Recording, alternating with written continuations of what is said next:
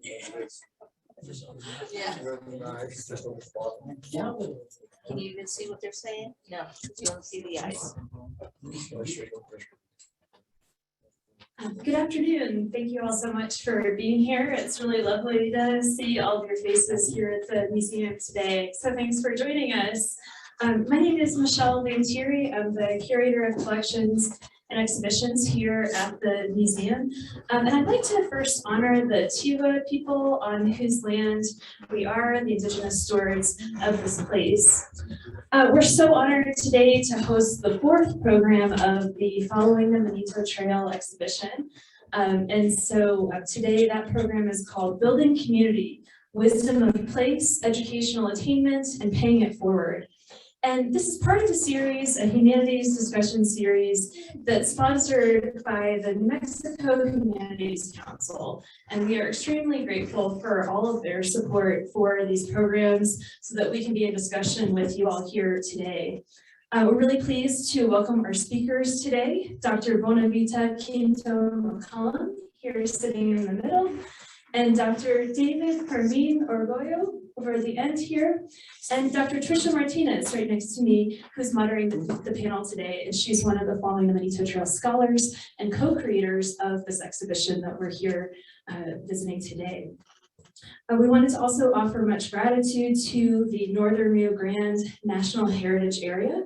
They're a major sponsor for the exhibition. It wouldn't be possible without them. And we are looking forward to traveling the exhibition to Santa Fe County and also Rio Arriba County. And so we also have a couple of questions for you all. We have a questionnaire over here on these glass cabinets. And so if you'd like to give us your feedback on the exhibition and the program after the program, we'd love to hear from you. We'd love to hear your thoughts. So it's my pleasure and honor to introduce our moderator for today's program. So Trisha Vanessa Alicia Martínez, PhD, is a UNM Taos and Southwest Hispanic Research Institute postdoctoral fellow, teaching Chicana and Chicano studies and serving the UNM Taos dual enrollment program. Heir to the Arroyo Hondo Arriba land grant, her northern New Mexico family roots extend from Cepello and Valdez up the Manito Trail to Wyoming. Welcome, Trisha. Thank you so much, Michelle. Good afternoon. My name is Dr. Trisha Martínez, and it is an honor to be here with all of you today. I would like to begin today's panel presentation with a land acknowledgement. Gracias a Dios for the various spaces that we are blessed to live, work, and have our being. We honor the land and the indigenous communities that inspire our heritage, experiential learning, and growth. As my dad says, we recognize and respect the blood, sweat, and tears that have gone into the land, the generations of those who came before us, and all of their lived experiences and efforts to survive and prosper. We remain thankful for the beauty of the land and its resources, and recognize the historic experiences and contributions that cultivated the distinction of our enriched culture and people. We acknowledge the ongoing efforts to sustain the landscape and to help encourage, educate, and build our community. Thank you all for joining us today here in person and on Zoom. It is a blessing to be together, to honor one another, to share stories, be encouraged and uplifted to do all that we need to do in our familias and comunidad. And for those that do not know, I am part of the Following the Manito Trail Research Scholar team. I met Gabi Abuelo, the co-director of the project, back during my graduate studies at the University of New Mexico. And it was one of those days in the Casita and Chicano studies that I was talking to him, and I shared with him that I was from Wyoming, but my family was here from Valdez, but I was born in Wyoming, a product of the Manito Trail. And he shared with me that his wife, Gina, when they got married, they went to Wyoming to visit, and all of his in-laws were up there speaking New Mexico Spanish, eating dishes with green chile, listening to New Mexico Spanish music. And I shared with him, like, that's my family history. He told me about the project and how him and Dr. Fonseca we're resurrecting the project. Dr. Fonseca Chavez is visiting us on Zoom. Hi, Dr. Fonseca. But yeah, so I joined the research scholar team, and one of my original job tasks was to transcribe the interviews from 2007. Professor Romero took up a group of students to interview New Mexicans living in Wyoming.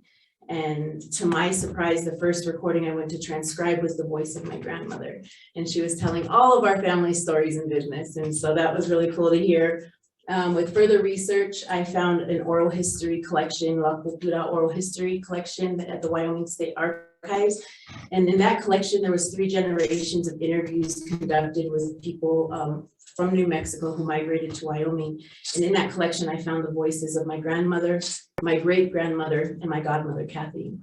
And so just a blessing to be here, to use my family history and stories to help obtain my doctorate in American Studies from the University of New Mexico, and then to continue the research and the work, drawing on our family narratives and sharing that with the community. Actually, last night, me and my kids just got off the Manito Trail. We traveled to Wyoming to visit my grandparents. And my grandfather, Miguel Antonio Martínez, he likes to share that he is the oldest living Manito from the village of Valdez. And so it's always a blessing to go up there to hear their stories. I truly do honor and cherish their lived experiences. As we all know, time passes, generation after generation rise up, and there are many instrumental values and cultural practices that we are blessed to experience and to pass on. It is this shared knowledge that is truly influential, inspirational, and life-giving. As a teenager, and like many Manitos, I would visit New Mexico in the summers to visit my dad, usually around the time of the Taos Fiesta. One year, my dad took me over to my primo's house in Valdez, and not only was I blessed with the coolness of the valley down by the Rio, but I was inspired by the introductions to relatives who had achieved great heights in higher education. I was introduced to Dr. Gabi Abuelo, Doctora Trinidad Argüello, and my primo Joaquin, soon to be Dr. Argüello. And it is now a gift to look back at that summer day and realize the impact and significance of that family meeting. To recognize the ways that our paths aligned and how we continue to come together to build and support our local community. This afternoon, we will all be blessed with the presentation by Dr. Gabi Abuelo. Dr. Argüello has many lived experiences on the Manito Trail, but one of the things that I respect most is his return to the homeland and all of his efforts to help sustain Northern New Mexican culture through education and land-based practices. Dr. Argüello is the co-director, founder of Compostela Community and Family Cultural Institute, board member of the Cerro Negro Forest Council, former president of the Merced de Arroyo Hondo Arriba, and former vice president of the New Mexico Land Grant Consejo. Thank you, Dr. Argüello, for being here. One of my dreams has always been to teach Chicana and Chicano studies at UNM's house. A couple of years ago, that dream became a reality as I was hired on as a postdoctoral fellow to teach and to support the dual enrollment program. It was then that I had the privilege of meeting Dr. Bonavita, Quinto, MacCallum. In many ways, Dr. Q has blessed my journey. I am encouraged by the work ethic and commitment she displays to her students and families. And I am inspired and motivated by the great care she provides for her elderly parents. Dr. Q achieved her PhD in educational administration in the year 2000. She was recognized by California Hispanic Chamber of Commerce as one of the 30 outstanding Latinas throughout California serving the Hispanic business community. After 27 plus years in higher education in California, Dr. Q also returned to New Mexico, where she is devoted to her community, paying it forward by uplifting her friends and colleagues alike, supporting and providing resources for the youth in our community. Currently, Dr. Quinto serves as the Student and Family Engagement Coordinator for Peñasco Independent School District and is an elected member of the Moreno Valley High School Governing Council. Her deep family roots in Taos also extend back for generations, as she too is the land grant heir to the Cristobal de la Serna land grant. I am blessed to recognize Dr. Quinto as a colleague, a friend, and personal mentor who encourages and supports my life journey. Thank you, Doctora, for being here. We will now begin with Dr. Quinto's presentation. Buenas tardes, and thank you for joining us. I begin this panel presentation with a moment of gratitude for all the Quintos who contributed to our familia's Manito Trail, and those we have lost or can't be with us here today. This presentation is for Tobias Quinto and all his descendants who have made our presence here possible. These men and women paved the road for us through their faith, culture, and language here in northern New Mexico. The wisdom of these ancestors continues on in their homeland, and we, their descendants. My Manito Trail began on a snowy, cold, and dark early January morning in 1963. Picture this. My parents and my maternal grandmother journeyed from Taos to Embudo in an old, light brown 1956 Chevy Bel Air. On that snowy morning, the headlights on the car through the canyon gave out. It's 6 a.m. No light. Can you imagine driving your expectant wife, and of course their first child, and your mother-in-law through the canyon to Embudo without the headlights on your car? You can imagine that. Over the years, I have come to realize that in the 1960s and 70s, many Taoseños made that same journey to Embudo to give birth to their children. I suppose you could say our Manito Trail started early. Right. The wisdom of this place we call the Quinto home is based in the love and unity of familia.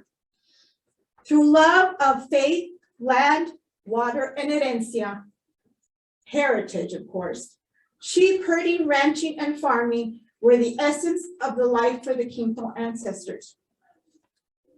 My parents and tias have shared that what it was like having a sheep herder father they only saw in the winter when the sheep were close to home.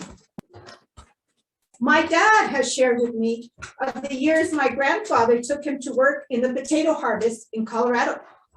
That Manito Trail was different. As the men journeyed with the sheep or the harvest, the women stayed home to care for the familia. They taught themselves to build additional rooms to their adobe homes as the familia grew or extended familia joined the home. The smooth touch and the delicate circular motion of the alis, or smooth top layer of mud, has been studied, documented, and admired by architects and artists.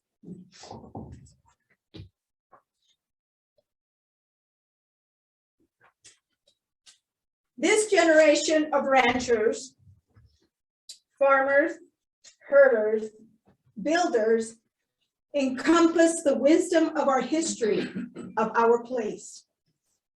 A history which includes the love of faith, land, water, of course, acequias, and familia. In his book, Wisdom Sits in Places, Keith Bass writes that wisdom and our history are intertwined with place. That is why it is important for the Quinto familia to come together for our reunions. In this place of Ranchos de Taos, that Quinto familia calls home, we can find the wisdom that Gran Porceño, Tio Ricardo's children, Tia Loyola, Tia Lidia, Tio Nash, and Tio Ray remind us so frequently. Without familia, it is difficult to feel the profoundness and power of our faith, and the richness of our heritage, land, and water. You know, it's interesting, I call all of these individuals tios. They were actually my second cousins. But to respect that elderly history that we had, it was always our custom to call them tios if they were older than we were. It was that sign of respect, that sign of honor. And I'll give you a little story that my grandmother told me. They always wonder where the word manito comes from, right? Well, my grandmother said, my grandmother was daughter of Pilar Vigil from Pilar. So Pilar Vigil was my great grandfather. She said that when they were growing up, any sibling older than they called by hermano or hermana in front of their name. So hermana Simulcast, hermana Celestina, hermano Jose, hermano Jesus. For whatever reason, that hermano became very long and it shortened. Now, the reason they used that was to show respect, to show admiration. And so that hermano then became mano and hermano.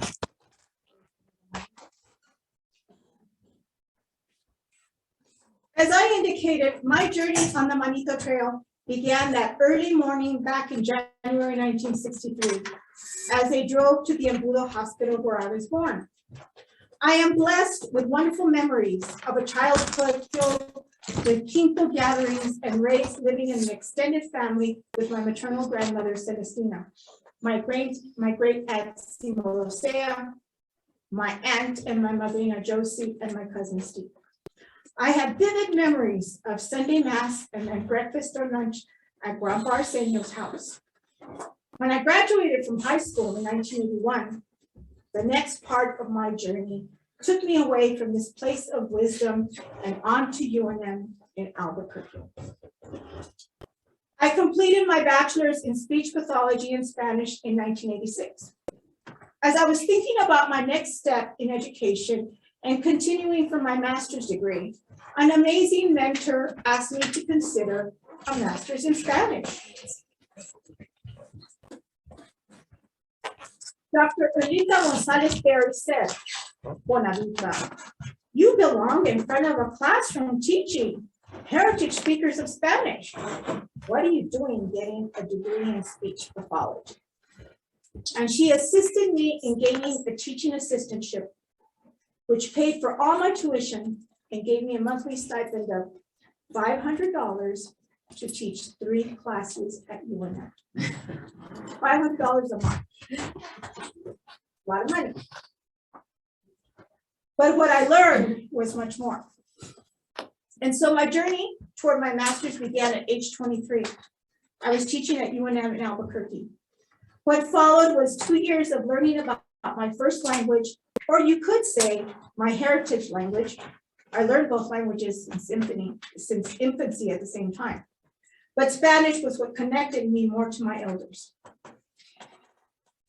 Upon completion of my master's in May 1988, I had the opportunity to assist a foreign exchange program and help direct 35 students, a group of 35 students who wanted to learn Spanish through immersion and we lived in Mexico for 3 months.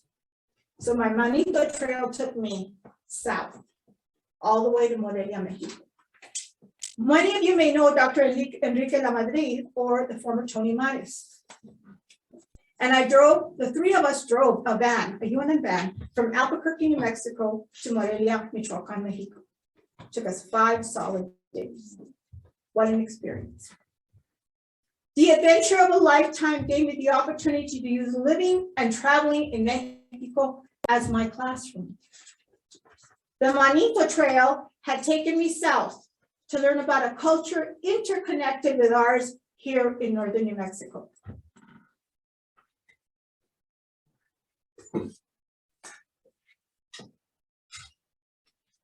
The year 1989 truly led me on a journey on a Manito Trail so many other Quintos had already traveled.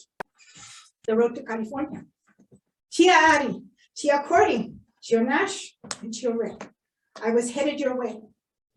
The next 8 years in the San Joaquin Valley, I worked in a public school, in a rural county school outside of Fresno, and then for College of the Sequoias in Vice City. Both positions centered me around my ability to speak 2 languages fluently and teach Spanish. Working in the San Joaquin Valley, I learned so much from my students and their families who had emigrated from Mexico. It was also the first time I truly experienced inferior treatment because of the color of my skin and my last name. By 1997, I was determined to try to change the inequities I saw in education, especially in California. And I was awarded a Kellogg Fellowship to pursue my doctorate in education administration. It was New Mexico State University where my Manito Trail was going to take me next. It had provided an opportunity for me to come home again. I had been away from my nuclear family for over 8 years, only being able to come home to Taos 2 or 3 times a year. The program I committed to was the most difficult and challenging educational journey I had ever experienced. With amazing support from my familia, mentors, and some very special friends, I completed the doctorate in May 2000. I was 37 years old with a doctorate, but not married, and I had no children. I can only imagine what my parents thought. What I didn't know at the time is a very special man I met while in the doctoral program and had helped me through the most difficult educational challenge of my life would follow me to another state and become my husband. The last part of 2000, the year 2000, 2 very exciting job opportunities came my way. Many of you maybe didn't know this, but Texas Tech University invited me to a 2-day interview for chief assistant to the chancellor. That interview was unreal. And to this day, I look back and remember that the chancellor and all the deans did not know what to do with a little tiny Hispana in a pink silk suit with a doctorate. That interview scared me and brought me the reality of the politics and selling your soul to climb the ladder. That wasn't for me. So I accepted the second offer to be Dean of Student Services for Riverside Community College for a student body of over 21,000 students. This would prove to be the most challenging administrative position of my career, but an amazing learning experience. In 2003, I married my life partner, Tracy MacCallum, in a small beachside wedding ceremony in San Diego. It is never too late to find a companion to share your joys, sorrows, and beautiful view from El Rancho, as the Quinto family calls it. I spent the next 18 years with Riverside Community College in the roles of Dean, Department Chair, Director of an early college high school, Director of various grants, and my most cherished position of teaching Spanish. In 2017, I was the first Latina to be granted a full professorship at Moreno Valley College, one of the 3 colleges in the RCC district.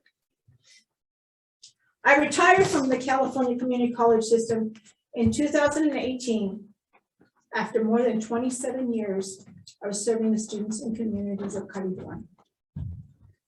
The Manito Trail was calling me back to help my sister with mom and dad. It has been one of the best decisions of my life.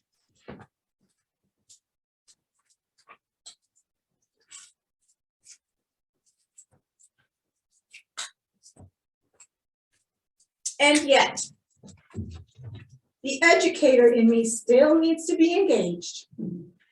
UNM Taos provided that opportunity for me for 3 years in coordinating the dual credit program and working with over 300 high school students from northern New Mexico.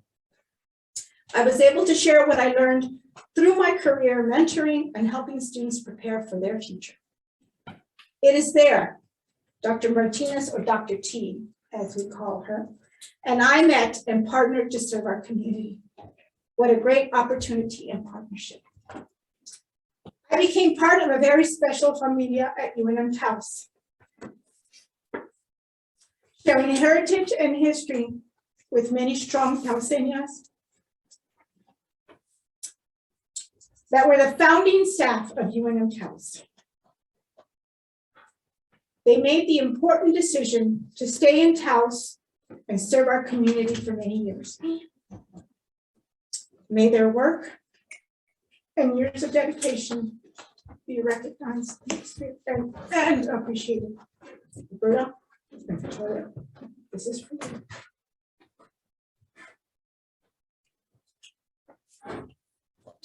Then an emerging opportunity to work in a small rural public school district presented itself. Peñasco Independent Schools offered me another way to give back to students and families as a student and family engagement coordinator. The lack of resources and support services for this Peñasco community became evident to me, and thus, with much support from my administration, colleagues, such as the community school coordinator in the community of Taos, Community Against Violence was very pivotal. The leadership of the management, including my sister Carmela, a safe center was created. Students, families, and community members now had access to clothes, hygiene products, school supplies, household goods, and general pantry food items.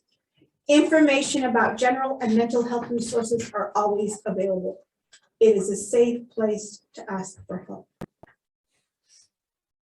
After a year at Peñasco, with the amazing leadership, students, and staff I am blessed to work with, I can honestly say this has been the most fulfilling role of my career. Despite the lack of resources, I have seen the generosity of the community. It has truly been a year of service. The Calf Canyon and Hermit's Peak fire brought an evacuation site to our school campus. The school staff, although small, helped to feed and distribute the resources to the evacuees. Then came the evacuation order for our own students and staff. The last 2 weeks of school brought constant change to our learning environment and the end of year activities. Before the last week of school, our school campus became the base fire camp for the fire and over 1,000 fire personnel who live and manage the fire from the base camp, our school. We are blessed to have amazing leadership in our superintendent and principals to help us forge ahead through the challenges.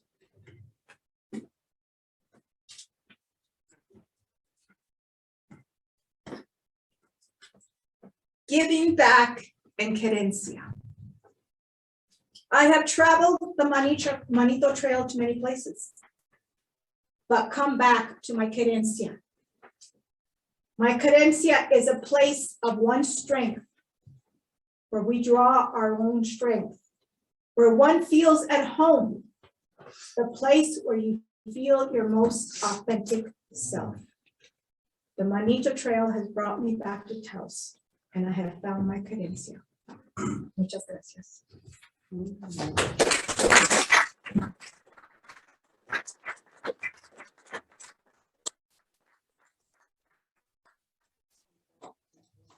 We will postpone for questions till the end, but we will now transition over to Dr.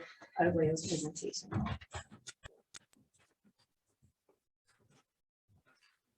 I happen to have among other things, back injury dating to June 19th, 1968. So sitting down makes my legs numb, and then I try to walk and fall down. So I better not sit down too long.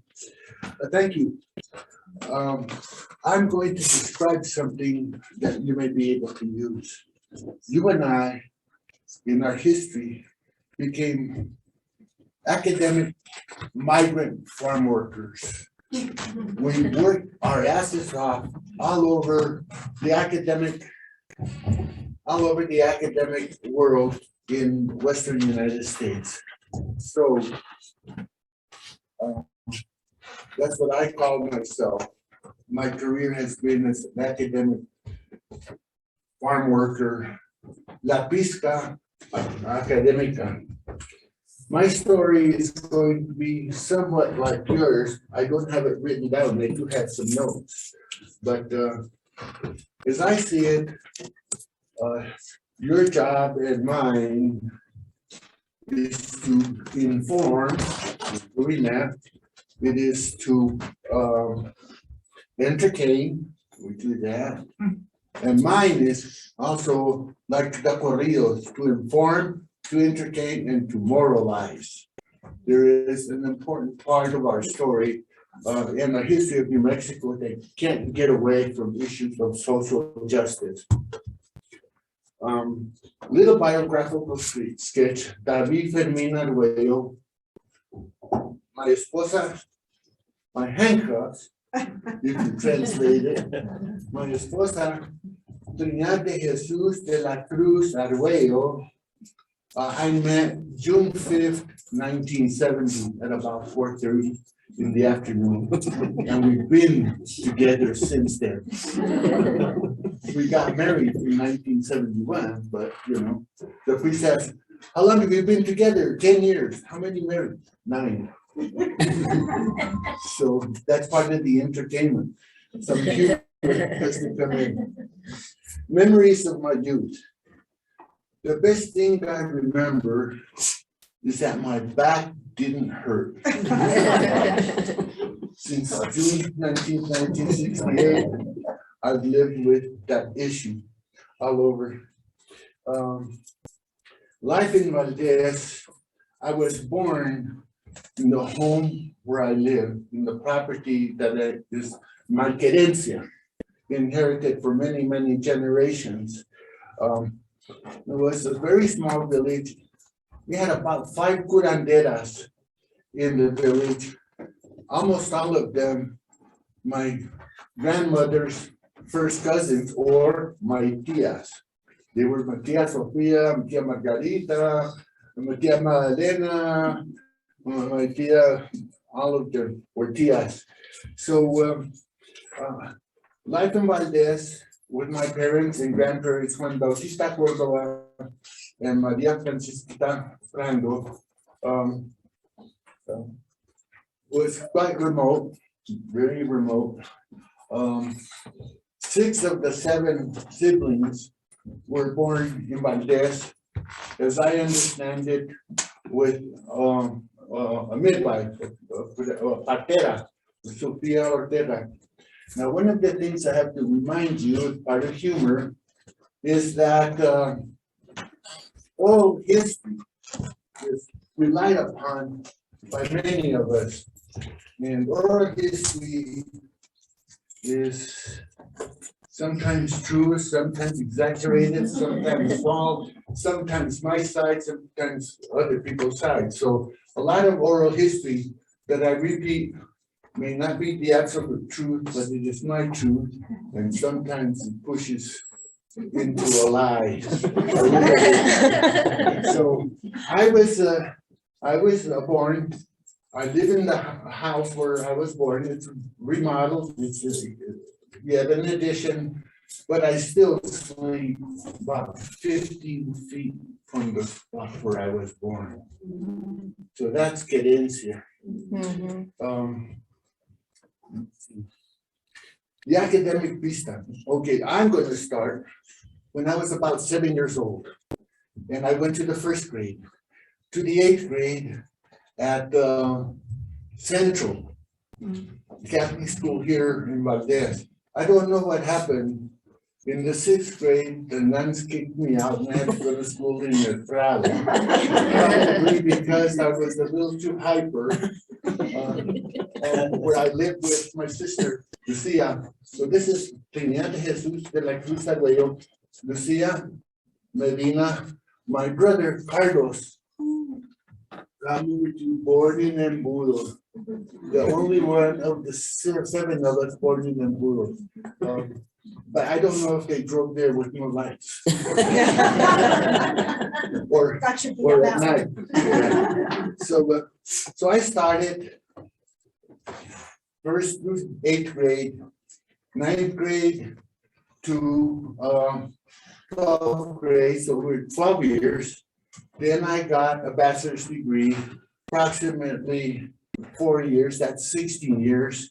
Then I got a master's and a PhD, so that's about 21, 22 years of my life. If that doesn't define somebody that's institutionalized, then let me tell you that I taught college education for 31 years. So 52 years or more of my life has been institutionalized. And I came out all right. I decided to come back to my herencia. My Albuquerque experience has 2 things. I got married, had 2 children. Fermín, Argüello is in Connecticut.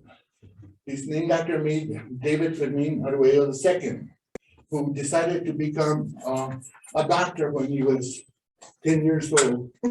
My sister was ill and she says, why didn't they just put it under the microscope and kill it? And so that's his attitude. He ended up with pre-med in UNM, his MD, University of Washington, and his residency at Cornell University in New York, where he was in charge of the hospital at Cornell on 9/11. However, it was the furthest hospital, so they got bruises and contusions, not many of the major ones. Became a researcher for many years in the private sector and for the Center Disease Control. Spent a lot of time trying to discover vaccines, in particular for dengue, mosquito-borne disease. Quinto Argüello had a longer life with us. He moved from Salt Lake to California with us, where he had a very interesting experience with his peers and gangs and very dangerous situations. My wife, Trinidad, has been a nurse for about 47 years. And she's a psychiatric nurse, she's a psychiatric therapist, social work, and a PhD. For those of you that understand a little bit of human, like you, PhD is Pachuca highly developed. And I am Pachuca highly developed. Nice to see your smile. Considering the atrocities that we're living through now, the atrocities in Europe with that terrible war, the atrocities by the Forest Service that I'll be talking about later. So Albuquerque UNM activist, very much involved with UMAS, United Mexican American Students, and the creation of ethnic studies. I was on the student committee that proposed and developed ethnic studies, a part of which you are, as a result, many years later. I was involved with, as a student, with organizing and unionizing the janitors at UNM.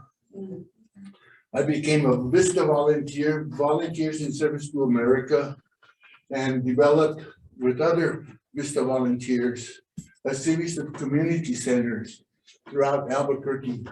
We followed the Black Panther Party of having a school, having breakfast, having teaching, having, in my center, a distribution of clothing, a distribution of food and water to the Alameda neighborhood in Albuquerque. Very much an activist in my undergraduate degrees, with the help of Trinidad, of course. The other interesting, it's true, but quién sabe, For 5 years, I worked in the locked unit at the Bernalillo County Mental Health Center, which is a psychotic ward, 15 men, 7 women. In those 5 years, I met 4 Jesus Christs. Mhm. No Virgin Mary, not a single one. So the delusions of men and women are different. So I learned that because I too, among other things, I'm a licensed therapist, and I specialize here in Taos at our Compostela Community and Family Institute in anger management and treatment of men. So I always remember that men are a little bizarre with their delusions, less so than women. Everybody wants to be a Jesus Christ, and nobody wants to be a Virgin Mary. So anyhow, that was my activism at UNM. I ended up applying to and being accepted to the University of Washington through a National Institute of Mental Health Fellowship Program. 11 of them were granted nationally. I got one of those 11 that paid for my graduate and my doctoral degrees. So we ended up getting a family of 4, tuition, well, the tuition and books were paid, but a family of 4 in Seattle, 2 kids, paying rent, buying groceries, gas, and I had $480 a month. So that's, you know, for me, it's a lot of money. So anyhow, the life in Seattle was very intense. Doctoral programs, master's programs are very intense. In my acceptance of the fellowship from NIMH, I had to do in a sequence called research. Well, that has proven to be a very important and effective use of my time. As a graduate student, I had to have an internship, and I was in Yakima, Washington, Department of Health. My next door office mate was Bill Neiswanger.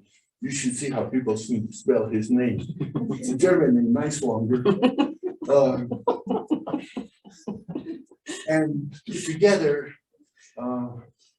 I was able to establish an epidemic of hepatitis and parasitic diseases, got a grant, got people from the migrant healthcare stream, and I was a researcher for migrant healthcare clinics in Washington, Oregon, and Idaho to have data for their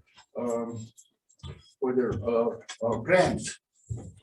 Ended up getting some money.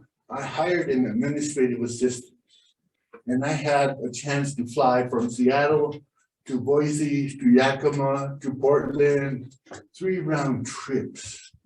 And I had a very beautiful administrative assistant. In Portland, I took her down to a sushi restaurant. She never liked sushi. And so I gave her, for the first time, some sake and some sushi. She ended up liking it. And I slept with her. All those places. My administrative was Unidad de Jesús Argüello. So I don't mind confessing. Messing around with my administrator.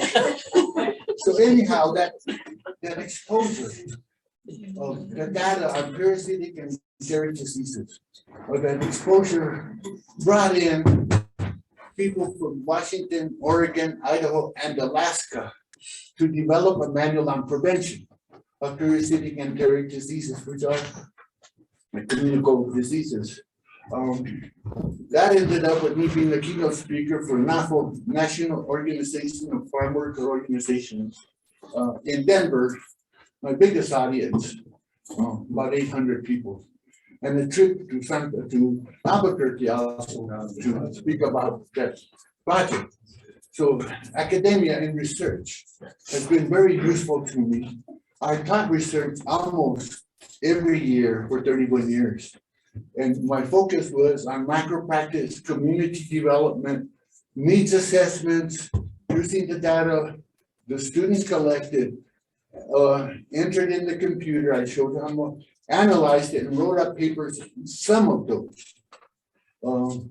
ended up with grant money to address a particular issue for one of the people's communities.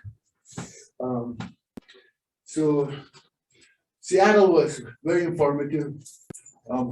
My first job as a professor was at Highlands, being a National Institute of Mental Health fellow. I followed the grant and brought some of that grant money to Highlands to do research. So my project was to identify as many curanderas, native healers, as I could, and then spend 4 weeks, 2 weeks at one time, 1 week with the hiatus of a month to write up the findings and then come back and publish it a month later. So I identified 17 healers, 16 women, 1 man, and took them to Highlands and asked them just one question. This, you'll understand, is qualitative research. If I ask you, ¿qué es estar enfermo? ¿Qué es? What is it?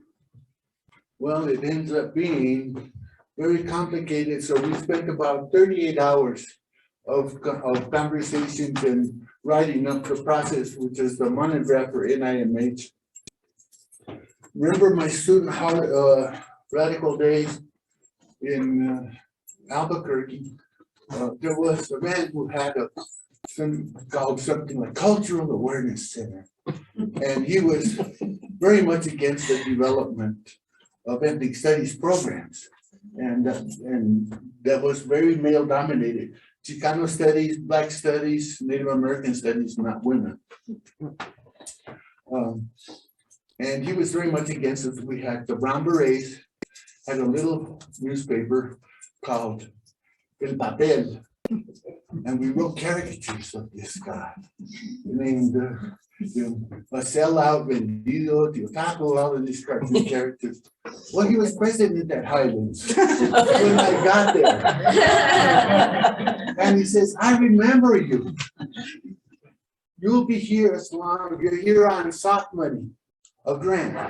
There's nothing I can do about that, but you'll never get a hard money position. Well, at that time, the movie actor Ronald Reagan became president, and he truncated all of the money for NIMH, and my funding disappeared. I was back on the academic trail. Well, so, of all the places, the most geographically close was University of Utah. So moved a family there. My kids went to middle school, high school there. 8 years in Utah. A very unique culture, very insular, not inclusive. But also being an activist, got to do a number of things, including the director of Chicano Studies, where I had the ability to bring scholars from all over the United States to monthly Chicano Awareness Month. And we had a big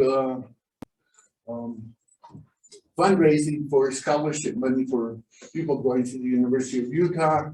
Among the others, Cleofas Vigil from San Cristobal was one of the persons, Cesar Chavez was another person. So I was able to expose the campus-wide people to these mentors, scholars. I have another close friend by the name of Andy Diepa.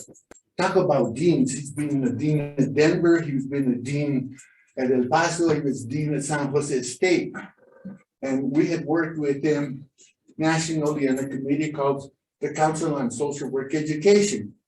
Well, he showed up at Utah for something or other and just, I'll hire you at San Jose State. I'll give you a $20,000 a year raise. So off I go to San Jose. In this room, you'll see the genealogy. One of them is one of our presenters, Jesus Villa.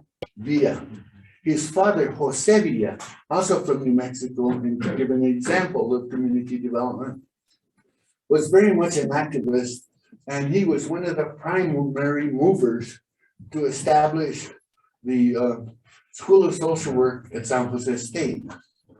Among other people, we have a local person named El Comanche, Francisco El Comanche Gonzalez, was there before I was, and he was called a Chicano, a barrio professor. So very much the influence of Northern New Mexico on that curriculum. I was in charge of a sequence called School Social Work in honor of a local activist who was a scholar who trained, among others, Cesar Chavez on community organizing. So Ernesto Galarza was an educator and had models. So we worked with East Side Union High School District, and over 5 years, we transformed those schools in the barrio with lots of graffiti, lots of vandalism, lots of trash, and a lot of gang activity into community centers, multi-purpose community centers. And the idea was to transform the campus to a 7-day-a-week community center. We got people from the Police Athletic League, we got people from mental health, from social services, from adult probation, from juvenile probation, to agree to a collaborative so that they would deliver their service at the school site instead of their office, quién sabe pa dónde. So for 5 years, that became a very successful project. The other thing that we introduced was Friday night and Saturday night basketball, where the gyms were open Friday nights from about the afternoon after school to midnight, and all the kids and women were able to use the recreation facilities, and that got some national attention. The Friday night, Saturday night basketball to keep people off the street and prevent violence. So that was another project that came out of research. Where am I now? I'm still I'm in California.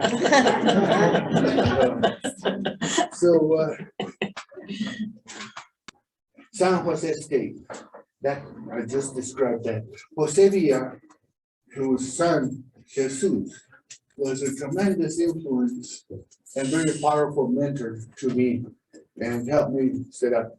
In 1994, California has a pace and doesn't have green chili and doesn't have a lot of New Mexico stuff.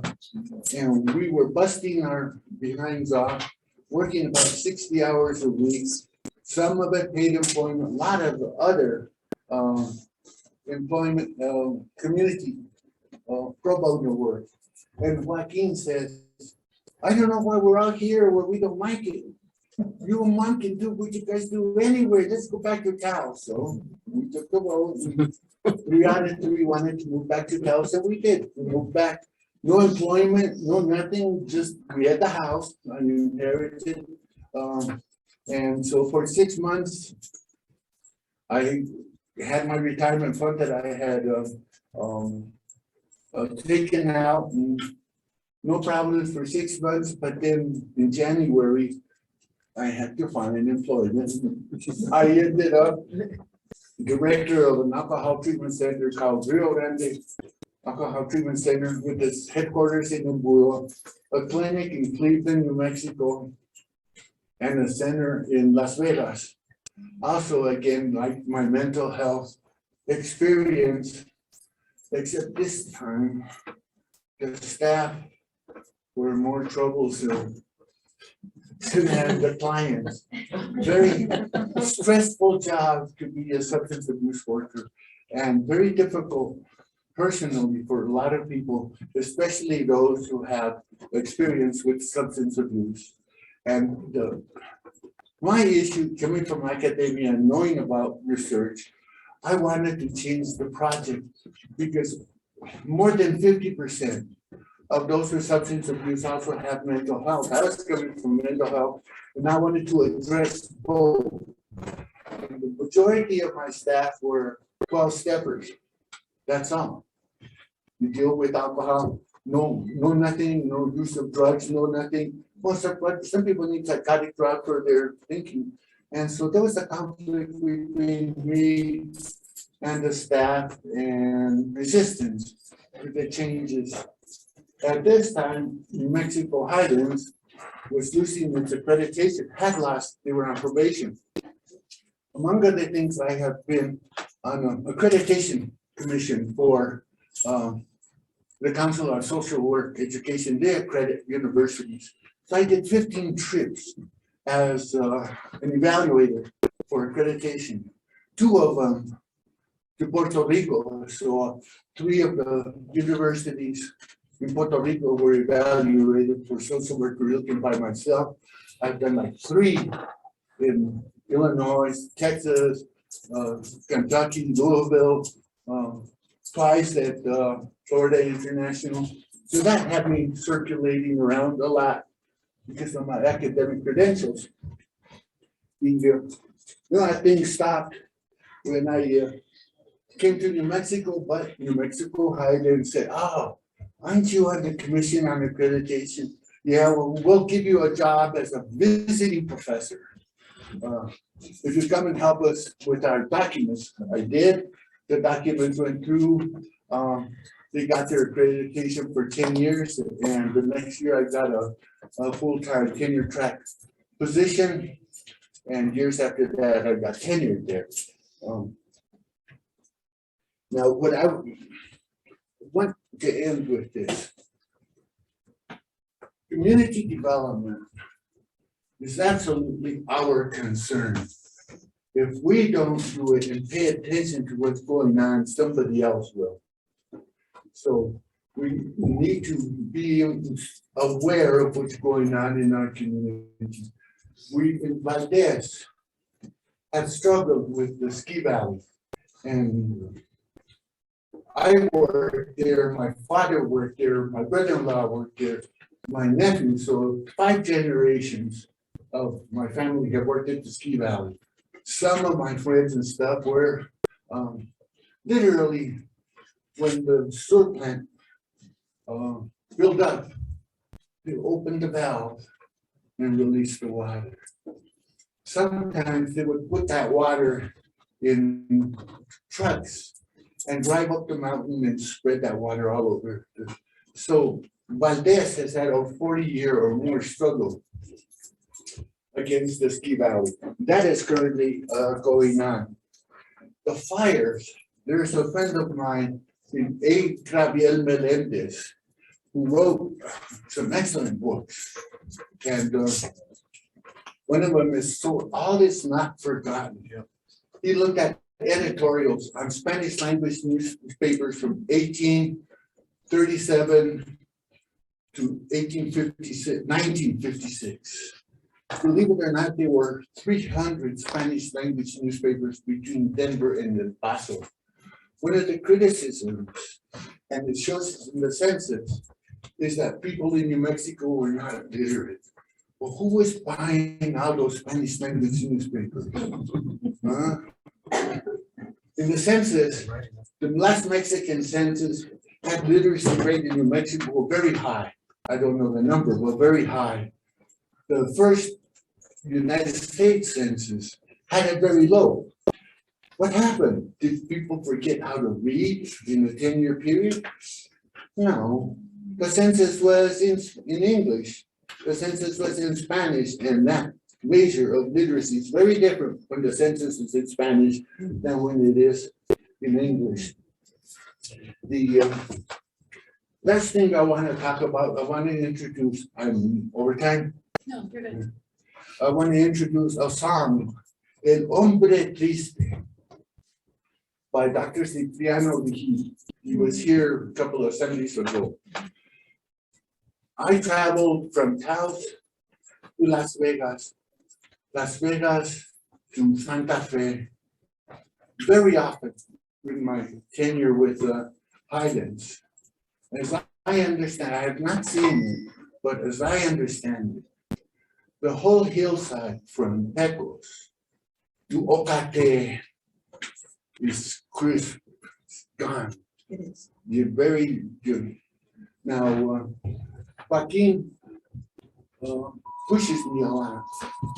He bought me a bow and arrow of, what do you call them? Recurve bow. And had me practice, and then the month of September, and I think it was 2018, we spent a month hunting elk and deer in the Pecos wilderness. Very beautiful, very nice.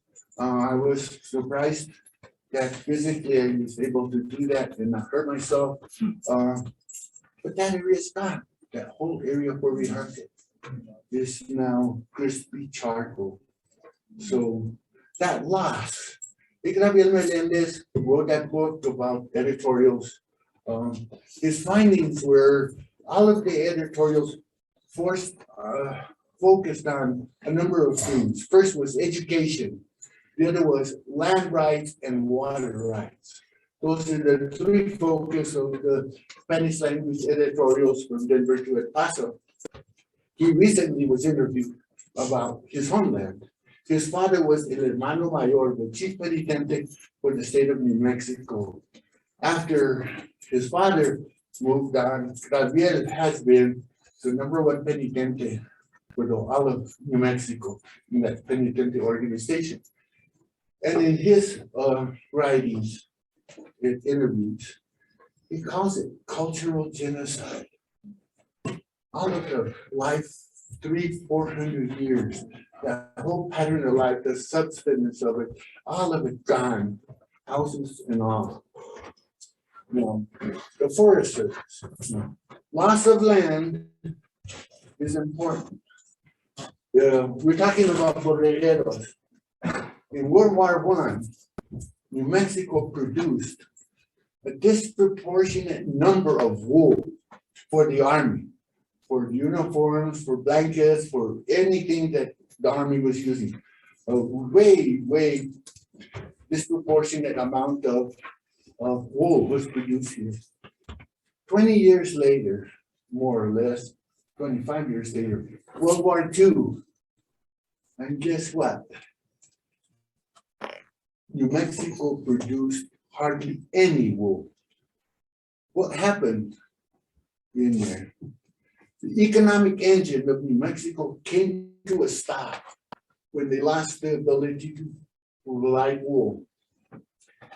The impetus for that was the Forest Service. They created the Forest Service.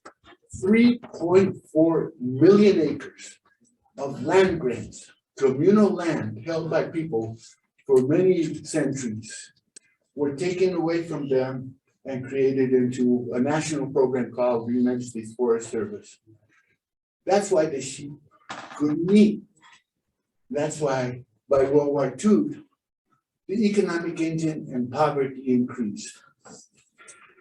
Now, the Forest Service has burned all of that east side of the mountains. Again, another death knell to the economic engine of the region. Now, I want to make just one more, since I need to have quotes. To be academic, I should quote somebody. And I recommend these 3 books. This one is called The Preservation of the Village by Suzanne Foster. This one is called Enchantment and Exploitation by William Dubais. The picture is Trampas, where our ancestors are from. And this one is the recent one, 1913, A History of Taos. It's an anthology, about 20 or 30 articles by local scholars. And to be part of my responsibility as a scholar, and I'm guilty, and you're guilty, New Mexico villages had by now been invaded by artists, writers, Senate investigating committees, and tourists. How would Taos have developed if that damn wheel hadn't broken? How would Taos have developed if that damn wheel hadn't been broken?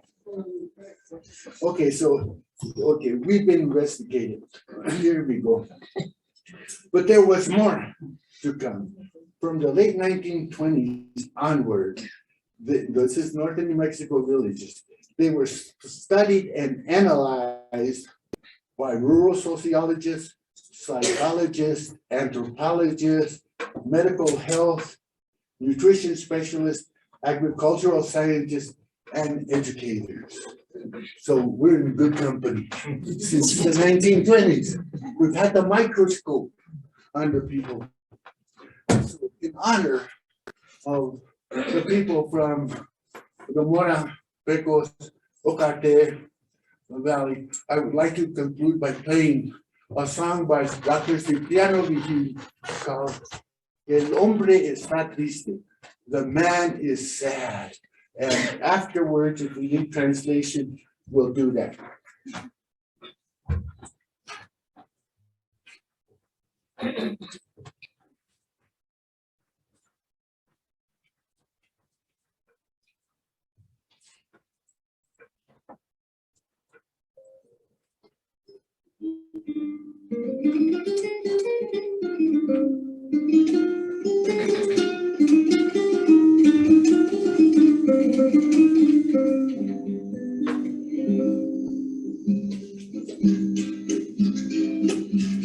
Entra el hombre cuartonero a las montañas de la sierra, sacan todos los pinos y nos dejan sin madera.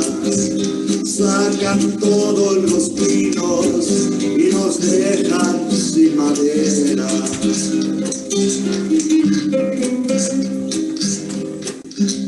Las montañas de mi tierra, en un tiempo de mi gente fueron, cuando entraron las florestas, todititos recogieron. Cuando entraron las florestas, todititos recogieron. Por lo que vagos. Se ve triste el hombre de la sierra, pues destrozaron la naturaleza, le quitaron el agua y su tierra. Pues destrozaron la naturaleza, le quitaron el agua y su tierra.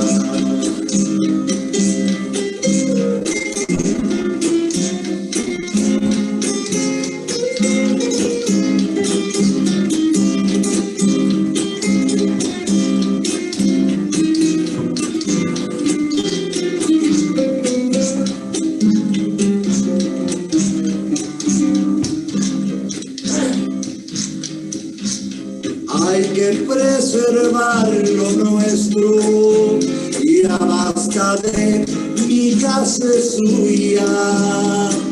No tenemos leña verde ni para coser tortillas.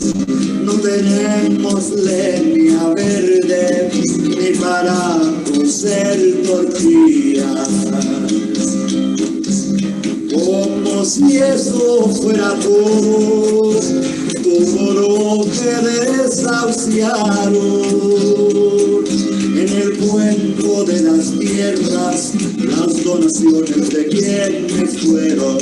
En el cuento de las tierras, las donaciones de quienes fueron.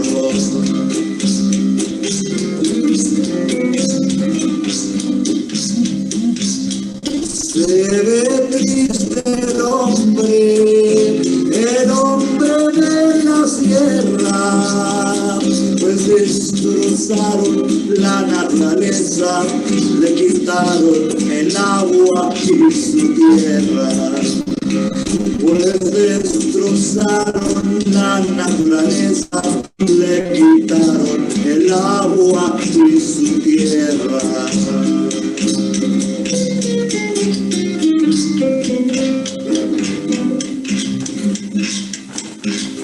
En los tiempos de mi abuelo, cuando cercas no existían, esta piedra que vivo es la tierra mía. Esta piedra que vivo es la tierra mía. Esos tiempos se acabaron, nos quitaron toditito, ahora nos miran y se ríen y nos ven como tontitos. Ahora nos miran y se ríen y nos ven como tontitos. Se ve triste el hombre de la sierra, pues destrozaron la naturaleza, nos quitaron el agua y la tierra. Destrozaron la naturaleza, nos quitaron el agua y la tierra.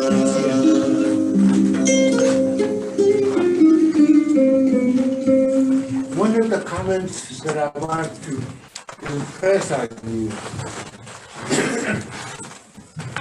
and my colleagues here will probably agree, in all of the work that I've done, and I'm sure the work they have done and they are doing, it's never the individual. It is always a group. In all of my work, the most solitary thing, not absolutely, solitary thing to do by myself was to write my dissertation. That was very difficult, and mostly, but I had help.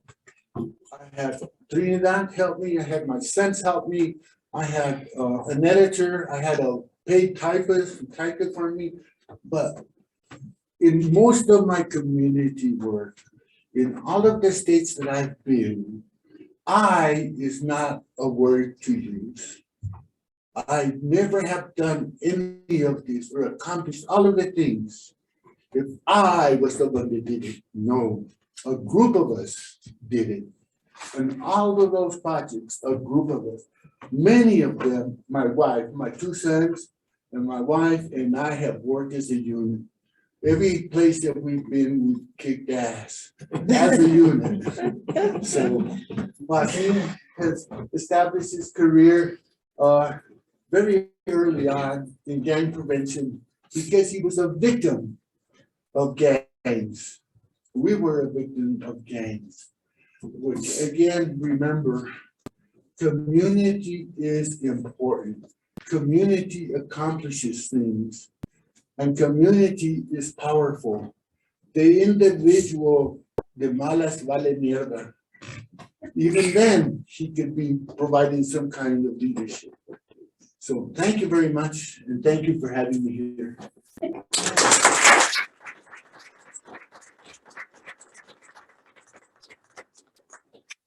Well, I agree with you that writing that dissertation, and I know there's people in this room, soon to be Dr. Hill, that the dissertation is probably one of the most difficult things you have to do. My husband also helped me. That's how we became so close. He was my technical writer and the editor, and to this day still is. But I think what Dr. Abuelo is saying is that we as a community, when we participate, and all of those here that do service, it's for something bigger than ourselves. It's not about the I, as you said, it's about something bigger than ourselves that will eventually lead to serving the community. And I think that's what it's all about. And one thing I wanted to share that I forgot is that my tia Cordy, who is here, allowed us to borrow something from the Quinto family and the reason I wanted to participate in this group is that I don't want us to forget. I don't want us to forget. And so we have an artifact that probably only one person was able to give us information on, and that was Tia Addie gave me that information before she passed in California. But if we don't document it now, and if we don't share it now, and if we don't teach it now, it will be lost. And so that's why for me it was important to be part of this panel. So thank you.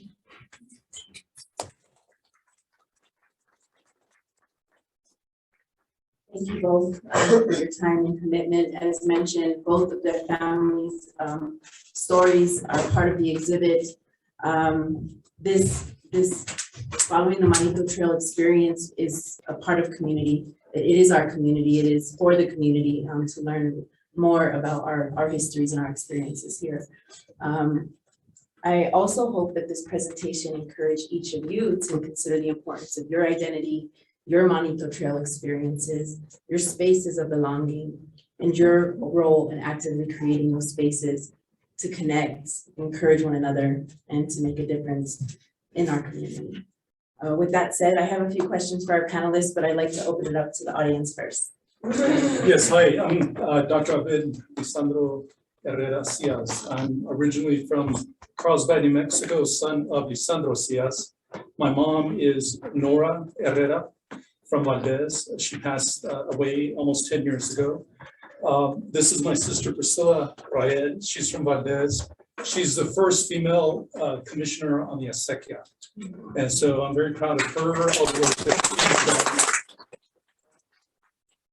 We've done some research recently because we've had to try to prove the land grant membership that my family had. And for 14 generations back, my sister identified that we trace back to the community here in Arroyo Seco and throughout northern New Mexico, Colorado. Couple of things I want to point out. My tío Marduqueo is in the back. Marduqueo Herrera, you guys have a photo of him up on the wall. Thank you very much for that.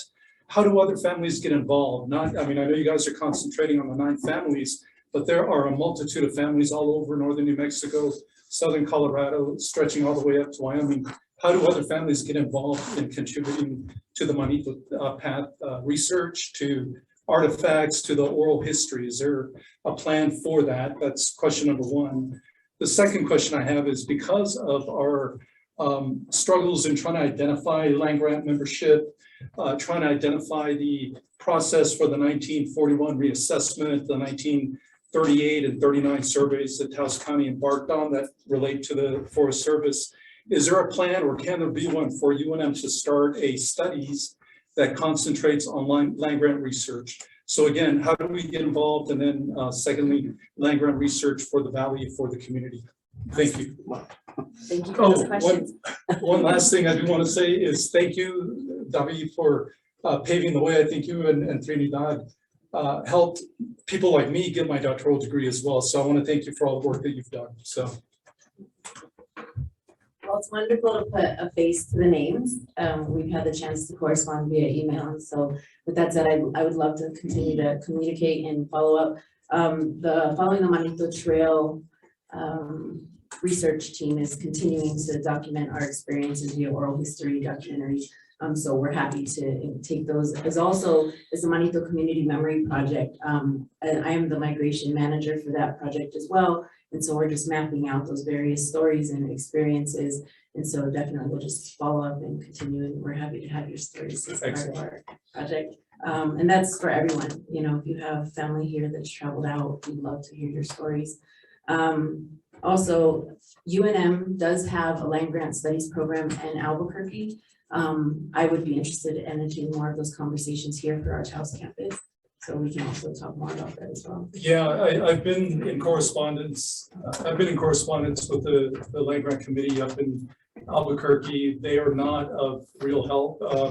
Some of the things, I don't know if Comanche is here, but he was supposed to show up, obviously, you know him very well. So part of the explanation that he provided to me is that Taos County, the courthouse has had 2 major fires that destroyed a multitude of records. It turns out that my family, my sister, has been the archivist for our family. We have better records than the courthouse. We're getting ready to list those with the courthouse. The digitization of records now gives us power that we didn't have before. I would encourage other families to do that because, again, like Gabi said, that history is lost if we don't record it, right? We end up struggling mightily like we've done over the last few years, trying to prove things that we knew were a fact, but maybe the courthouse didn't have a certain record. We've got that. So again, I encourage other family members to do that. So. I might recommend, if I may, I'm not an employee of UNM anymore, but we do have 2 employees here, senior operations manager, and we have a department chair and administrator as well, Victoria Gonzalez. And we have Kathleen back there, who is our the bookstore, library director. So UNM is opening a new building in which the archives of the acequias are going to be housed. My recommendation is that you connect with your the acequias. And I mean, I was on acequia commissioner as well when I came back. And I would recommend that we galvanize the acequia, all the acequias here, all the commissioners, and come to UNM and say, we would like this archive to be housed here. And we would like it to be available to the families and the people of the acequias to be able to research their families and their connections to the acequia and the water rights. That's great. We attended a workshop a few months ago where the Attorney General spoke, and some of the people that were representing UNM and the legal department there, what they also stated is that the worst county in New Mexico in terms of violence and threats against people because of the water rights is Taos County. So there's something that you know, I guess brings it out to competition, anger, whatever you want to call it. But I think, you know, Gabi, you're an anger management specialist, so maybe we can learn some of your skills and some of your jokes, because I think it would kind of alleviate some of that, you know, the interaction, the negative one anyway. Okay, let me tell you a story. Now, Joaquin, you're gonna have to help me. I call this guy Covington. What was his name? General Kearney. No. The guy from Colorado. Yeah. Okay. Yeah. I can't remember the name. Okay. I pronounce it Covington, but it's not. He was the leader of the Colorado regulators. He was a Methodist preacher whose congregation was going to lynch him. He got his guns on the pupil and said, by the grace of God and these 2 6-shooters, I'm going to preach. So he was the leader of the Union Army during the Civil War. He came through New Mexico, picked up soldiers, fought in Valverde, all the way to Canyon through Santa Fe, and defeated the Confederates in Glorieta and Apache Canyon. After that, he was the formal leader of the U.S. Army and led the worst massacre of Indians. Where? The Sand Creek Massacre in Colorado and Wyoming are against the Arapaho and the Cheyenne. So he ended up, after fighting the Civil War, killing a lot of Indians, women and children at those particular massacres because the warriors were away. So he, coming to Taos, he found 2 young adolescent teenage brothers, identical twins, one Francisco, one Domingo, Duran. You look at our genealogy, you'll see them listed in my genealogy. So he thought that was pretty cute. So he gave one the flag and the other the drum, and they were the head of the army marching. In Valverde, it got pretty nasty, and one of them, I'm not going to say which one, deserted. Came home.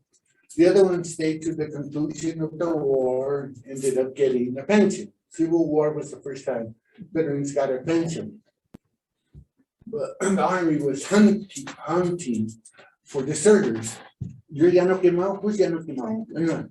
Well, one of them lived in Llano Quemado, and they went up there and said, "Are you such and such a person?" No, that's my brother. I'm going to use name. "Are you Donaciano?" "No, I'm Francisco." "Well, we're identical twins." He says, "Well, Francisco deserted and we're here to arrest him. I know that brother of mine, the traitor and everything, he lives in Talpa. Give him the address." So they went to Talpa to arrest him. And sure enough, they found Donaciano there and arrested him for being Francisco. They put him in jail overnight.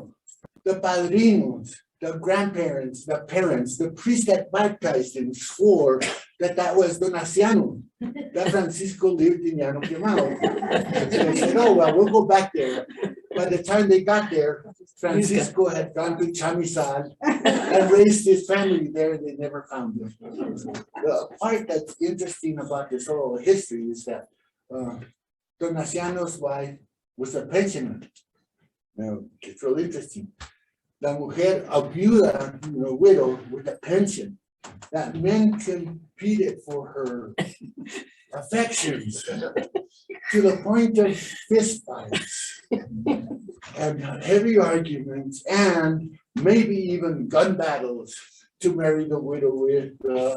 That's stretching it a little bit too far. But I don't know what the pension was. Anyhow, that's another anecdote. Please make sure you go over here. You'll see the genealogies and some presentations of the families that are listed here. It's General John N. Shivington, General John, and look up in history. Do we have any other comments or questions from our audience today? Yeah, what happened to the widow? The story doesn't end there. You can add to it now. I was gonna prompt my dad, I think you had another citation that might speak a little to the violence in Taos County, the said violence in Taos County over the water right. I can't remember which passage it was in the other book, you had that, but I just want to contextualize that reality doesn't mean that the people in Taos have a nature for violence.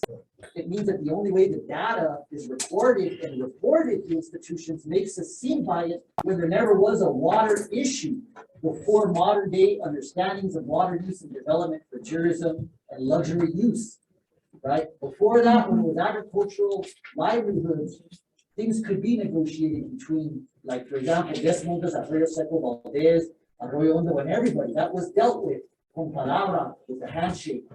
And it's not until we have like ski valleys and luxury condos that then the temperatures heighten because it's all being sold downriver to Intel. So I'm giving you some time to look up that page in the box. Very well. I want to say something. Yeah. I'm doing something. So I grew up in the offices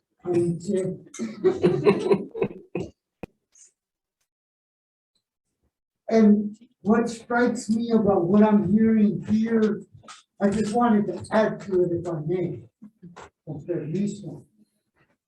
Something I've been seeing on the Facebook. Cuando llegó el alambre, llegó el hambre. And that's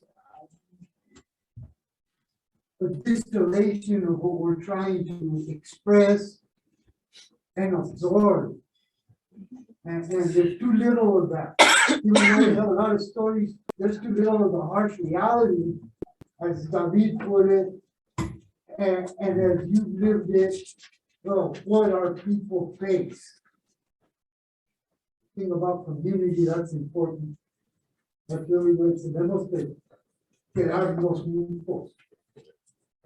Well, New Mexico has had culture clash since the arrival of Oñate. We have had culture clash with the arrival of the Anglos. And we have had culture clash over the issue of water and land. And some of the things that are famous make no sense. Charles Ben and his brother had a trading post in the Platte River, more or less Pueblo, Colorado. And they used to give Indians whiskey so that they would attack the wagon trains. So by attacking the wagon trains, would draw the army to support that. Not only did he give them whiskey, and that's bad enough, he gave them infected blankets with chicken pox, smallpox, whatever pox, and killed a lot of Indians, both by proxy, the U.S. military, and then through German warfare with the blankets.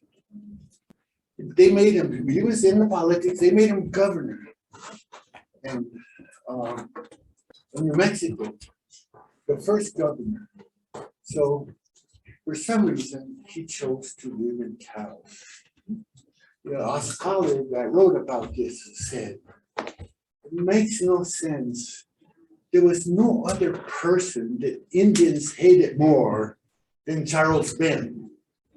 And it's surprising how long it took them to kill him. So that animosity. Now, I did come across the issue of violence. Texas wanted everything east of the Rio Grande. And they invaded New Mexico twice. One, I think, was in the 1830s. No, I think 1847, probably, around there. They brought an army through here to conquer New Mexico and make it part of Texas, and they got their butt whipped. And then the second one was during the Civil War, when they sent another group of people to conquer New Mexico, and they left their wagon, their supply wagon, in Apache Canyon, going from Santa Fe to Pecos. And people walked around their army and burned all their supplies, took away 200 mules. That sounds like what's happening in Ukraine. They, among other things, that was enough. So they went back to Texas. There's a revolt called the Chimayo Rebellion, 1837. The Taos Revolt, 1847. The Taos Revolt was very bloody. Kearney sent people all over the place, from Las Vegas to Mora, to let them know that they were now American citizens, and the people from medicine. Why? He says, because you lost the war. What war? And they took their guns and shot many of Kearney's soldiers. One got back. They brought the canyon and the whole power of the army and obliterated Mora, razed it, didn't leave a village and house standing. Then they came to Taos and put down the revolt. If you haven't been to the Taos Pueblo, go to the Taos Pueblo, look at the old church. They got a cannon and 20 feet from the door, blasted the door open, and then got buckshot like a shotgun, you know, with BBs, so multiple mass destruction, and shot everybody in there. Again, mostly women children and the elderly were inside that church, and that put down the revolt. With blasting the Native Americans in there with a cannon with shotgun shells in it. So that's a number of revolts. We have to go back to 1680. What happened in 1680? The Spanish, particularly the priests, were very crude and disrespectful, and the Indians, the Baipope said, "Oh, why don't you guys get out of here? If you don't want to, we'll convince you." And they chased them all the way to El Paso, and took them 12 years to reconquer. They came back with a lot more humility and respect for Native Americans, and that's our ancestors came back. So, and then we had the 1966 courthouse raised by Tijerina, again around what land and water issues. The Forest Service has been very mean. It has blocked access to the wood, like the song says, "Nos quitaron la tierra, nos quitaron los árboles, los pinos." My village is full of vigas like this. These ones probably came from, was at one time the Forest Service, where you could harvest them. You could have your large herds of animals there and pasture them at this part of the year, which was the substance of here. When the Forest Service closed that down, I mentioned the difference between World War I and World War II and the economic engine dying in New Mexico, created the poverty that then all those sociologists, criminologists, everybody was here studying this to no end, and we continued that study. Thank you.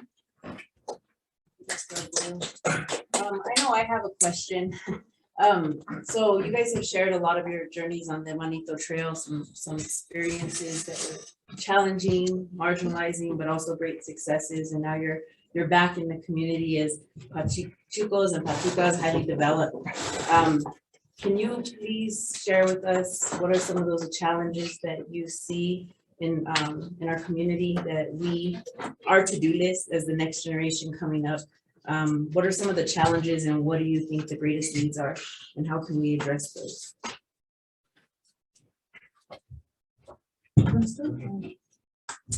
So I guess the most difficult part of coming back after being gone 41 years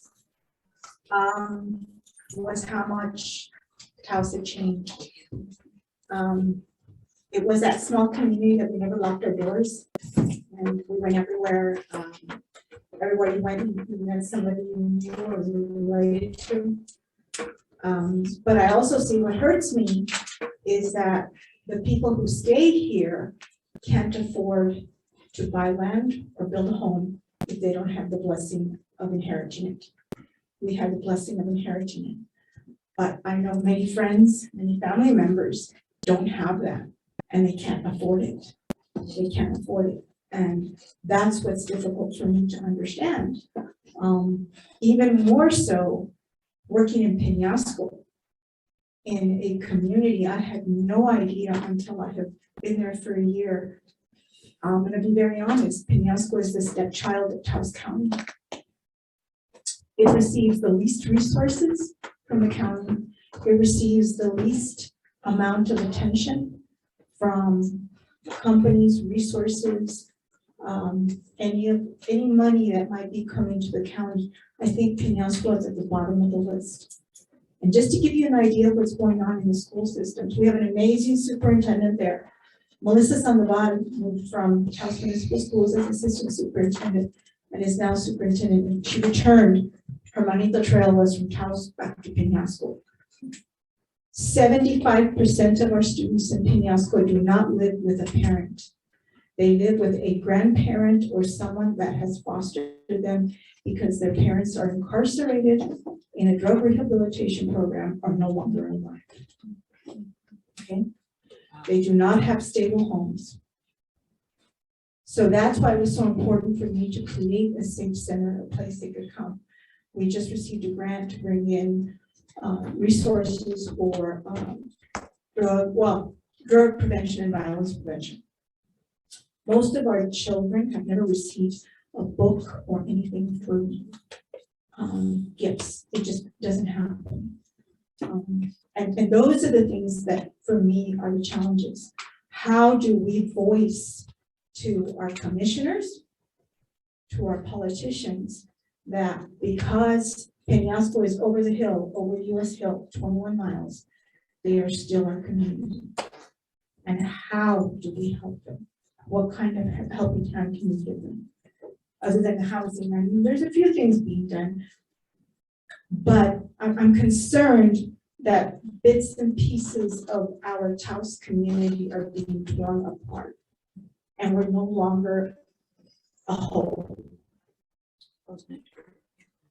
So what do we do?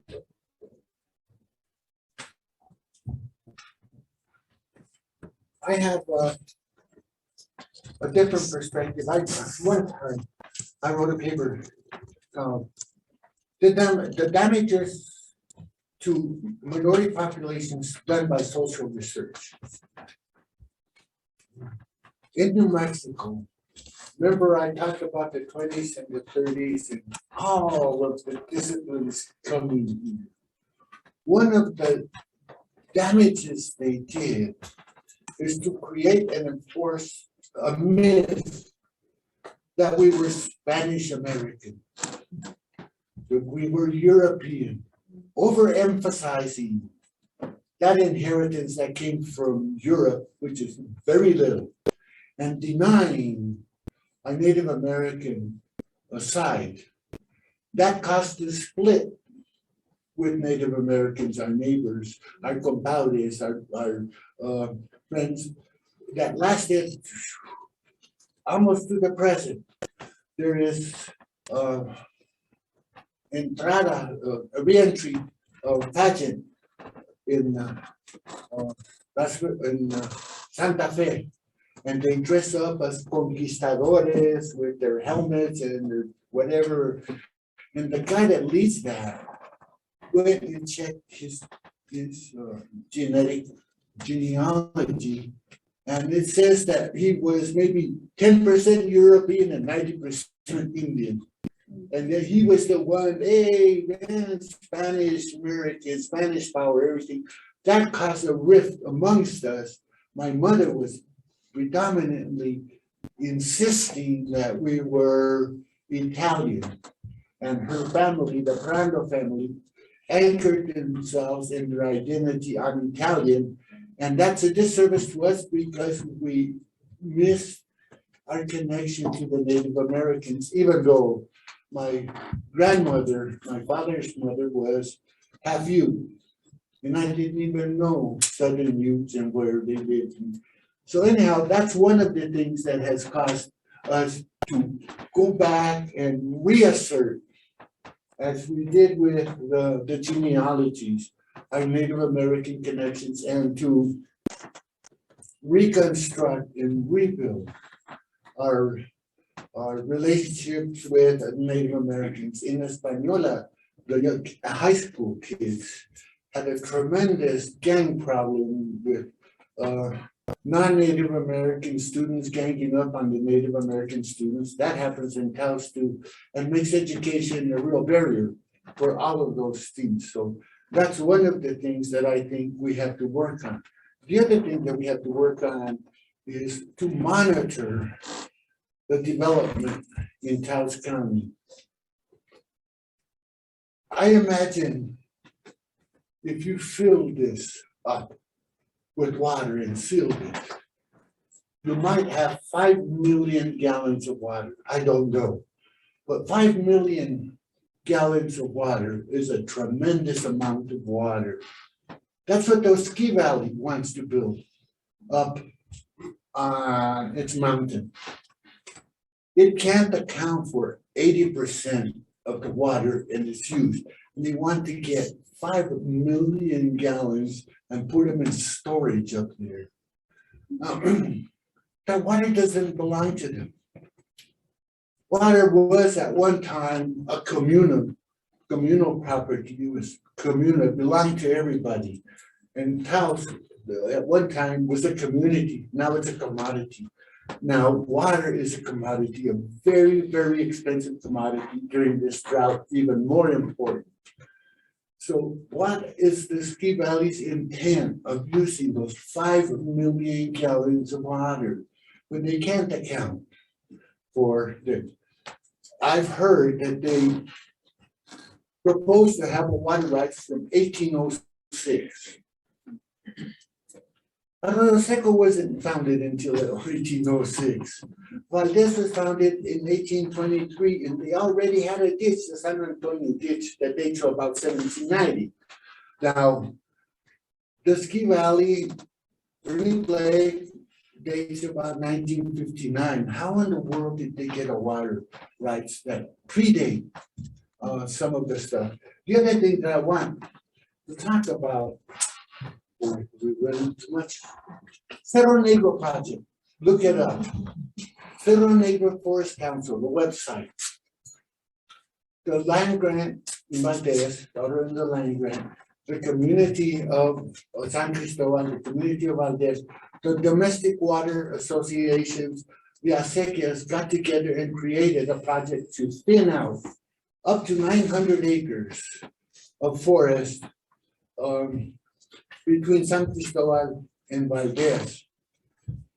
It was, the first project was 300 acres, a 3-year project that ends in November. We got $360,000. From that, we had to buy permits from the Forest Service to give to our leñeros. We have about 155 leñeros that have cleared almost all those 300 acres. For every acre you clear, you get paid $300, and you keep all the wood.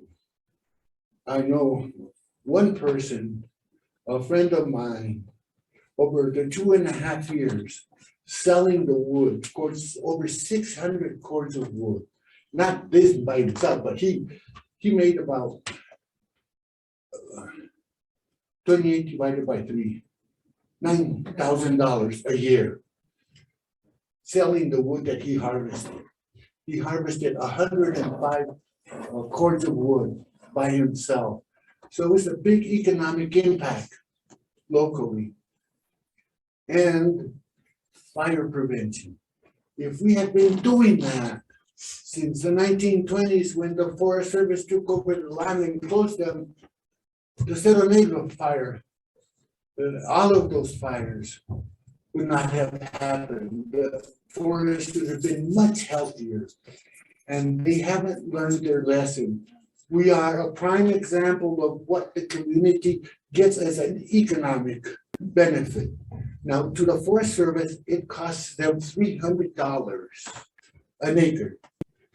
If they have a contractor to that, they'll pay the contractor up to $2,000 per acre to clear the land. And then God knows what happens to the wood. The wood stayed in the community. In San Cristobal, the excess wood was stored by the fire station, and the volunteer firemen distributed the wood to the local viejitos. So that's a community effort to restore our traditional use of the forest. And that project should be a project everywhere where there is a forest, whether it's land grant property or not. It was all land grant property.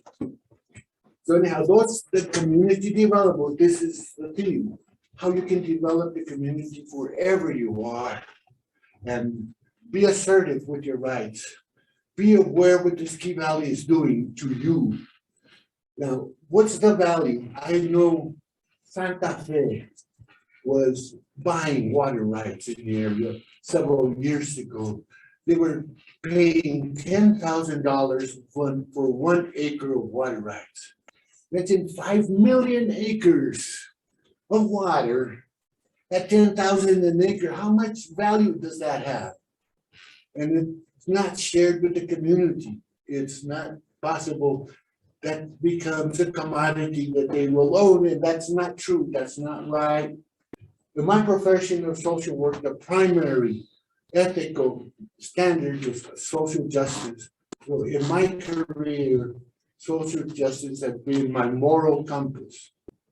And it continues to be the moral compass for my family and my kids. They're men, they're not kids anymore. Esta voz ya se cansó. Vale más callarse. Thank you, Dr. Argüello. We have time for one more comment or a couple more comments. If you have anybody on Zoom that would like to share. Any questions or comments? There were no questions, but there were just a couple of comments about, Let me get Kathleen. sure. This may be more for Dr. Q and Dr. T, because we've been working with the youth in recent years. We used to have something at our new student orientation at UNM's house that was called an education roadmap. We would have the students do an education roadmap. This is like an education roadmap on steroids, hearing their stories. So I'm inspired to try to bring that back to our college. But I just wonder, I kind of got thrown off on my question when Dr. Q was talking about how our students aren't even getting their basic needs met. But I wondered, working with youth, do you see them dreaming of an education? Do you see them have goals in their lives toward gaining education? I do, and that's because it takes us opening that door for them to dream. If you don't tell them to dream or share how to dream, I'll give you a very quick little anecdote. I indicated that I started a safe center because as you all know, many of our high schools are experiencing a lot of bullying and fights and et cetera happening throughout the country. This safe center for me was a goal to be a safe place for young people or the community or the parents to come to ask any question or ask for anything and never be denied. So at the beginning of the semester, I had 2 students who walked into my classroom or my office, and they said, Dr. Q, we need your help. My friend Jose can't go to class. And I said, why, Jose? Well, I know that there's somebody in there that's going to jump me. And if I go in there, I can't stop it. And I have to stop it because I have to graduate this year. This is my last year. This young man is 20 years old and has to graduate. He said, if I walk in that door, I will start something and then I will be suspended and I can't finish my journey. He said, can I come here and be here? And can you talk to my teacher? So we went back, talked to the instructor. He did his class from my office. And at that moment, that gave him the control to make a better decision in his life, right? That's what we need to do, is provide the resources and support that young people everywhere, because we all at one point in our lives have a difficult choice or a challenge, that someone is there to help us. And as long as we have that, they can dream, and they can dream big. Amen. Do you have or maintain or recommend endorsements? There's an election coming up. Many of us may be a little vague on how we can participate through voting to support the social justice activism that we talk about. Do you endorse political candidates? And as an organization, the 2 of them, Arroyo de Arriba Community Land Grant and our project, Compostela Family and Cultural Institute, do not have formal endorsements. We do have preferences that we express, but not as formal endorsements. One of the things that you could ask is that their bio sketches that they present be more fulfilling, more accurate in their presentation of self, so that we have better understanding of who they are, where they come from. So that works. I do have a preference. I have worked with Republicans in Seattle. We had a Republican governor, and I was his Mexican boy there for a while, working out of his office doing PR for him. But most of the time I've worked with Democrats. And I have a preface in philosophy that is social justice, my moral standard, and it includes the distribution of resources that would include peñasco. And so I would examine people at the local level, the superintendents, the Board of Education, at the local level, to make sure they're meeting my standards of social justice. And that's important because the closest decision makers are your local officers. You can know where they live and influence them much more than you can somebody in Santa Fe or somebody in Washington. You get to meet those once in a while. I have been very active, so I have met almost Senator Udall, Senator Heinrich, Senator Lujan, our state national representatives. I've been in the audience where I have presented to them. So however you get involved, know as best as you can the credentials of the candidates. Well, that's an individual responsibility that you are asking each of us to do. How do we bring together community? You're talking about community in order to have a greater impact. How do we know without understanding what the preferences, who the preferences are? Well, talk to your neighbor. Talk to your family, within your family. Talk to your neighbors down the street. Find out where they're at and convince them to come to your side. You know, we have social media. I use very little, but you can check what's going on in social media. And I always say start at home and work out. So your step of being here today and listening to our stories and listening to the heritage and the Manito Trail is that first step. Because I think anybody that comes, one of the most important things that for us is to educate anybody that comes here to this community about what our values are and what we treasure. For example, I talk about the treasure of the elderly. And it's not about just putting them, if all possible, I said, right now our focus is my sister, brother, and I, my parents, without having to put them somewhere. Till the day that we can no longer control that. But I think as long as those candidates you're looking at understand the history, the lineage, the acequias, the land grants, the battles that were fought. Do they have that knowledge to make a better decision for the community in the future? It's important that they just not talk about what their platforms are, but what did we learn from history to bring us to a platform that truly is going to serve the community that lives here. The other thing that you can do, what I think is very important, is I'm a prolific reader. I have no trouble. I read every day. I read before I fall asleep. And I used to read about 60% professional and 40% recreational. Now I read 100% recreational, and the academic stuff that I read is for self-growth. These are two very good books. There are many more very good books. We have scholars. Dr. Sylvia Rodriguez is a resident of Valdez and has written probably half a dozen books on acequias.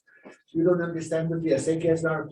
Find out so that when you talk to the politician, you stand on solid ground and say, the acequias are this. Look, the cradle of democracy is in the Espanola Valley. In the fall of 1498, the first election in the continental United States was held to elect 5 commissioners to build the first ditch in in Chamita, in Yunque. So the first democratic election was in the Espanola Valley. And every year, or almost every year, but periodically, the land grants, the acequias, almost yearly had been democratically electing commissioners. And the acequias and the land grants were the first form of European government in the United States, way before, like my friend in Las Vegas says, Washington andaban pañales. You know, way before.